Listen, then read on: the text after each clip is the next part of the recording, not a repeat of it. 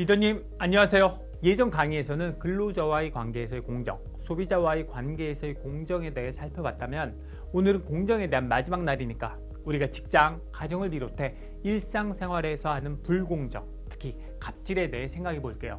드라마 미생 보셨죠? 인기 웹툰을 원작으로 한 이 드라마는 첫 회 시청률 1.6%로 시작해 마지막 회 8.2% 최고 시청률로 마무리했죠. 직장인의 애환과 현대인의 삶을 리얼하게 보여줘서 사회 초년생을 비롯한 직장인들의 폭풍 공감을 이끌었죠. 바둑만이 모든 것이었던 주인공 장그래가 프로 입단에 실패한 후 냉혹한 경쟁 사회에 진입하면서 살아남기 위해 벌이는 악전고투를 다뤘어요. 주인공은 다양한 갑질을 당해요. 거래처, 직장 상사, 심지어 직장 동기들로부터도 갑질을 당하죠. 이들은 왜 주인공에게 갑질을 할까요? 원래 성격이 못돼서? 나쁜 사람이라?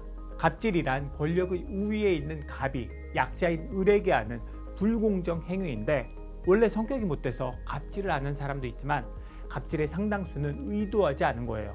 잡코리아가 직장인 600여 명에게 갑질에 대해 설문조사를 했더니 직장생활을 하며 갑질을 당했다는 사람은 88.6%나 되는데 본인은 갑질을 해봤다는 사람은 33.3%밖에 안 돼요. 왜 이런 차이가 나죠? 재벌집 아들, 딸들도 갑질을 많이 하는데 이들은 자신이 갑질을 한다는 사실을 몰라요. 왜냐하면 조망 수용 능력이 떨어져서 그래요. 조망 수용이란 타인의 마음, 생각, 느낌, 행동을 타인의 입장에서 생각하고 타인의 관점에서 이해하는 능력인데 권력을 갖게 되면 뇌에서 공감 기능을 담당하는 안화 전두엽의 활동이 저하돼서 타인에 대한 공감이 안 되고 조망 수용이 힘드니까 거리낌 없이 갑질을 하는 거죠. 재벌집 아들, 딸들은 원래 그렇다 치고 문제는 우리 자신도 노력하지 않으면 조망 수용 능력이 퇴화돼요. 파트너, 부하 직원, 자녀, 배우자에게 그들을 위한 조언을 해도 조언이 안 먹히는 이유도 이런 조망 수용 능력이 떨어져서 그래요. 상대의 마음이 어떤지를 알아야 그에 맞게 상호작용을 할 수 있죠. 어려움이나 아픔에 공감해주고 기다려주고 상대의 필요를 적절히 채워줄 때 상대는 공정한 대우를 받았다고 느낄 수 있어요. 그런데 상대의 마음에 대한 고려 없이 그냥 내가 하고 싶은 얘기만 쏟아내니까 조언이 아니라 잔소리가 되고 상대는 갑질을 당한다고 느낄 수 있죠.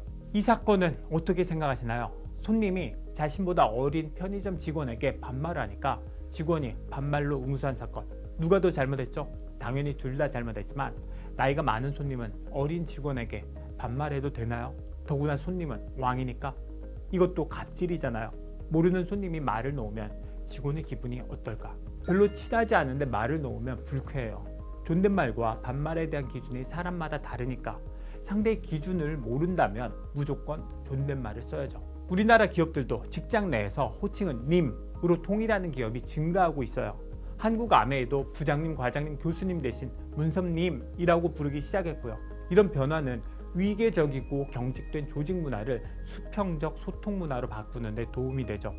처음엔 어색해도 서로를 존중하고 갑질을 막는 효과도 있고요. 갑질이란 게 권력을 우열해서 시작하는 건데 대화할 때 호칭에 의해 권력 관계가 드러나다 보면 자신도 모르게 갑질을 할 수 있죠. 반면 호칭 대신 님으로 통일하고 서로 존대를 하면 이런 권력 관계를 배제할 수 있어서 상대 입장에서 생각하는 조망 수용도 쉬워지고 갑질도 감소하죠. 이웃과 지구를 살리는 리더의 실천. 오늘은 사회와 공존하기 위해 지킬 건 지키는 공정, 특히 갑질하지 않기에 대해 생각해 봤어요.